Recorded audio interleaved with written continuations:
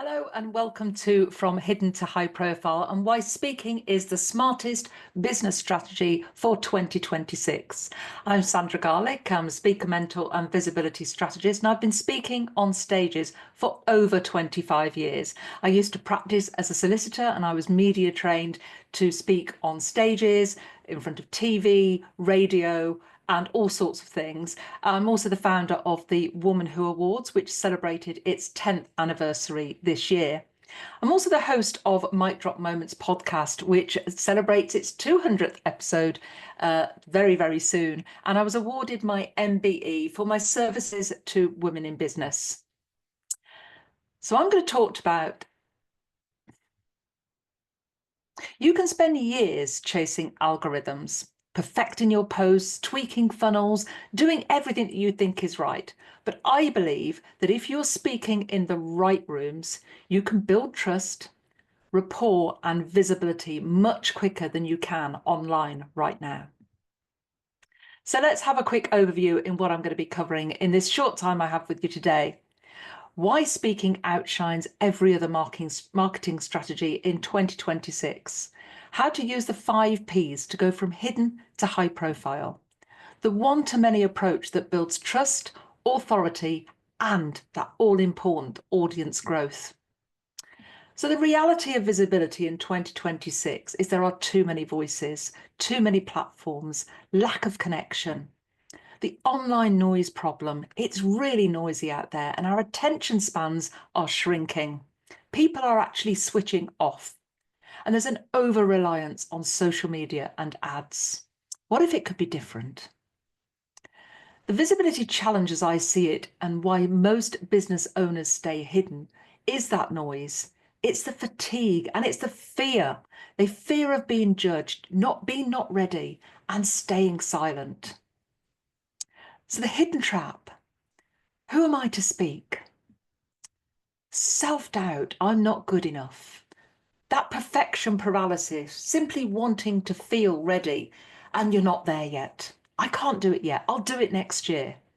Constant posting leading to burnout and fatigue. I know, I've been there. It's exhausting.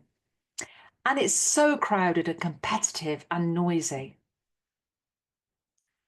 So why speaking? Why does speaking work? Well, it's the one-to-many principle. One message, many ears, many people listening. And it's that endless ripple effect because people buy from people. They know, like, and trust. And you have to build that trust. And speaking can do that for you. It's a visibility strategy. And it's not being about the loudest, but it's about being the most relatable. Speaking positions you as the go-to expert in your niche. It connects you to your audience and it builds that all-important trust, rapport and emotional connection fast. Remember, it's the one-to-many principle. You're speaking on that stage, but everybody in the room knows exactly who you are.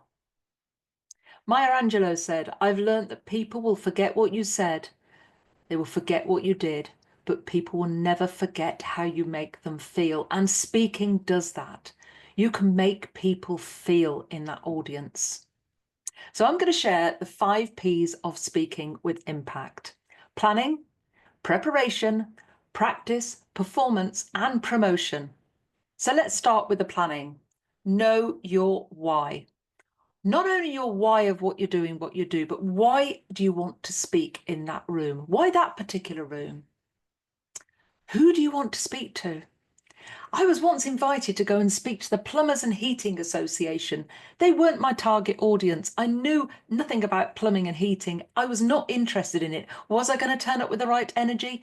Absolutely not. They were paying me a huge sum of money, but it still wasn't worth it to go and stand in that audience. I passed it on to somebody else. So really identify, who do you want to reach? And know your strategy. It's okay to go and speak on a stage, but what's the strategy behind it? Who you're trying to reach, why you're trying to reach them, and what's the objective.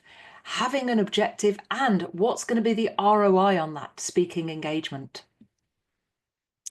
Preparation. Preparation is key. It's about connection, not perfection. It's about storytelling. Build in those stories. Find those stories to demonstrate those points you want to get across. Everybody remembers stories. Do you remember the story of Little Red Riding Hood you were told when you were a child? Emotion. Remember, people buy from the way you make them feel. If you don't build emotion into that speech and when you're talking, then people aren't going to connect with you. And it's about that connection. You don't have to be word perfect. It's about building that connection through storytelling, using emotion that will enable you to reach your audience and hit that sweet spot. Practice, practice, and practice again. When I started speaking, I used to walk around the house with the Hoover, practicing. I'd drive my car, I'd be practicing. I'd talk into my phone, I'd be practicing. Time yourself. Timing is key. Sometimes when we feel rushed, we can start speeding up, getting faster and faster and faster. The more you practice, the more you time yourself, the more skilled and measured you become. Find your flow.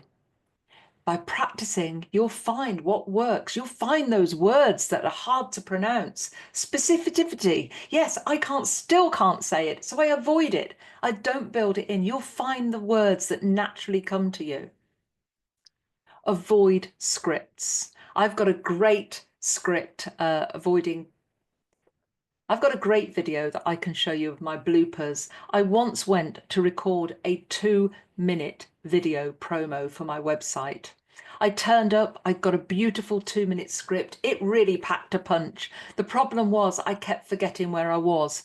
2 hours later, I got the most amazing show reel of bloopers. If you want to see it, just pop over to the website. Avoid scripts. If you lose your place, you lose the whole thing. Just have prompts instead. Confidence is built through repetition. You need to eat, sleep, and breathe your keynote before you deliver it. And then it doesn't matter because you'll be speaking from in here. It will come and flow naturally. Performance. Don't forget your performance.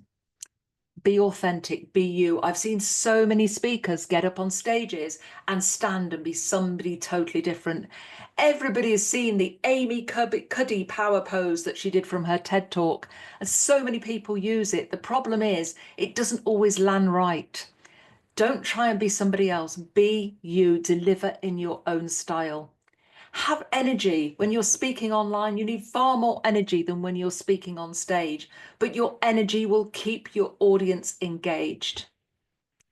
It's about them, not you. I may tell a few stories about anecdotes that I can demonstrate the points I'm making, but I don't make the whole talk about me. It's about what my audience is going to gain from it. Are they going to be inspired? Are they going to be motivated? Are they going to want to take action? Because I want them to be inspired. I speak to one person in that room and I want them to take action. Don't forget about promoting the event. Okay? You need to leverage the event. Promote it right the way through, before, during, and after. Build your marketing collateral so that you've got things to put out there to promote that you're speaking on stages. Share highlights from the event before. The organisers will love you. Tag them in. Reflect on what it's going to be about, why you're doing it. Use photos and QR codes all the way through, before, during, and after. Let people know where you are. And then repurpose the content. What's the point of writing something for one keynote and then not using it again? Use it on your socials, articles, blogs, podcasts. The list is endless. Keep repurposing it, keep reusing it. Speaking has a huge amount of benefits. Audience growth, but make sure you leverage the opportunity. It places you as an instant authority. You're seen as the go-to expert in your niche. It's trust building. You are seen as a point of trust and it builds your credibility. It grows your list. It's fantastic for lead generation. Brand visibility. You can turn visibility into opportunity. Just think about all those photos of you speaking on stages that you can share on your social media and in your stories. And think about the lasting impact.